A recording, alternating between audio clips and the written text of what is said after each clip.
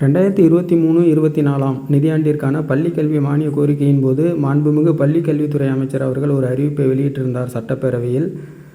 அதில் அனைத்து அரசு பள்ளிகளிலும் ஆண்டு விழா சிறப்பான முறையில் நடத்தப்படும் எனவும், இதில் மாணாக்கர்களினுடைய கலை, இலக்கியம், விளையாட்டு போன்ற பல்வேறு திறன்களை ஆசிரியர்கள் மற்றும் பெற்றோர்கள் முன்னிலையில் வெளிக்காட்ட வாய்ப்பு ஏற்படுத்தி தரப்படும் எனவும், இதற்காக சுமார் 15 கோடி ரூபாய் நிதி ஒதுக்கப்படும் எனவும் அறிவித்திருந்தார். அதன்படி நிதி ஒதுக்கப்பட்டு தற்போது அனைத்து அரசு பள்ளிகளிலும் ஆண்டு விழாவானது சிறப்பான முறையில் நடைபெற உள்ளது. இதனை பிப்ரவரி மாதம் 10ஆம் தேதிக்குள் அனைத்து அரசு பள்ளிகளிலும் ஆண்டு விழாவை நடத்திட பள்ளிக் கல்வி இயக்குனர் மற்றும் தொடக்க கல்வி இயக்குநர்கள் செயல்முறைகள் பிறப்பித்துள்ளார்கள். இந்த ஆண்டு விழாவானது அனைத்து அரசு பள்ளிகளிலும் சிறப்பான முறையில் நடைபெற வேண்டும் எனவும், மாணவர்களினுடைய தனித்திறன்களை அவர்கள் தம் பெற்றோர்கள் மற்றும் பொதுமக்கள் முன்னிலையில் சிறப்பாக வெளிப்படுத்த ஏதுவாக அரங்கம் அமைத்து சிறந்த ஒலி அமைப்பினை ஏற்படுத்தி ஆண்டு விழாவை கொண்டாடிட பள்ளி தலைமையாசிரியர்கள் பள்ளி மேலாண்மை குழுவுடன் SMCயோடு இணைந்து உரிய நடவடிக்கைகளை மேற்கொள்ள வேண்டும் என அந்த செயல்முறையில் குறிப்பிடப்பட்டுள்ளது.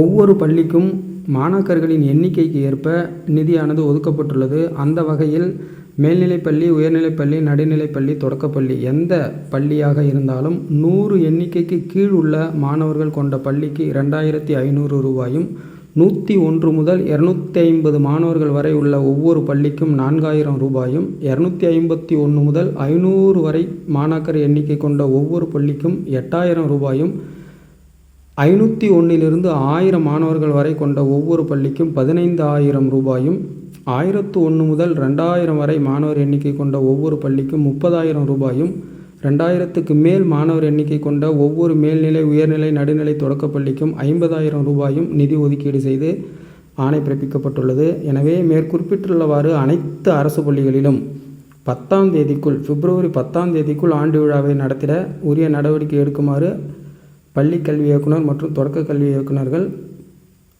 அறிவுறுத்தியுள்ளார்கள்.